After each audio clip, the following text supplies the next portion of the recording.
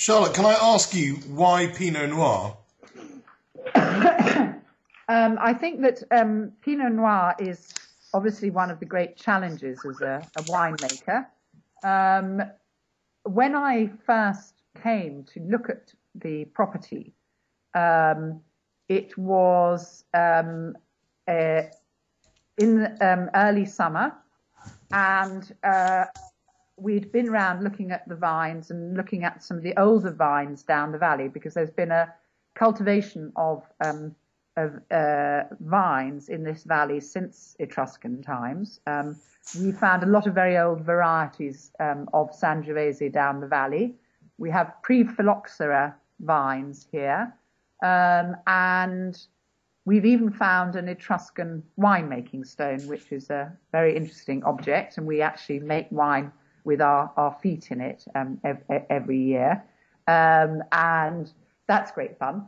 So when I was visiting, looking to see whether we were going to purchase this property and where we were going to plant the vineyard, I had gone with our consultant to taste some of the local wines that the local people make to see what the materia prima was like.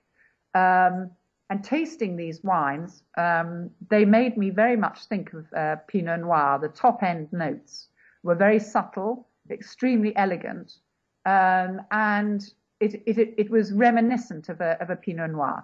So right from that moment, I had something that I always call the future memory of taste.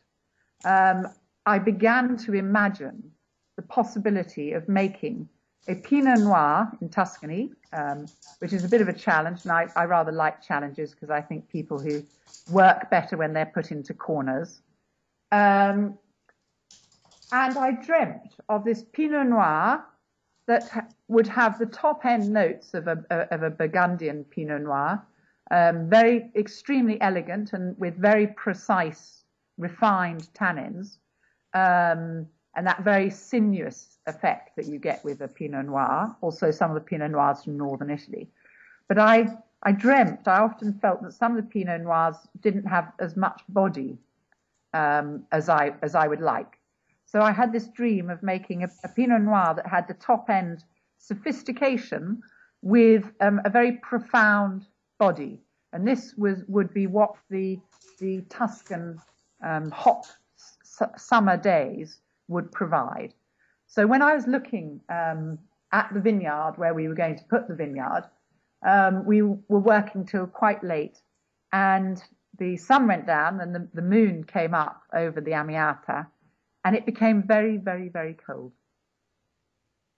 And I thought, okay, this is perfect for Pinot Noir.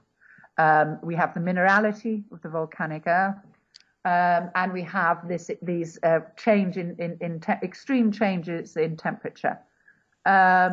This obviously also is they're perfect conditions for a Sangiovese or a Grenache. They're perfect conditions for the growth of fruit because the plant is very stressed during the day, and then it completely relaxes at night and is able to work on obviously work on all the sunlight that it's received during the day. So this agony, let's say, this agony for the plant is perfect for Pinot Noir. That's a very important thing for people to understand about wine, that it's made in struggle. The best wine is made out of a struggle. It's a struggle to work with them. It's a struggle to plant them. It's a struggle to make. But the plant has to struggle with these conditions to produce these subtleties in the wine.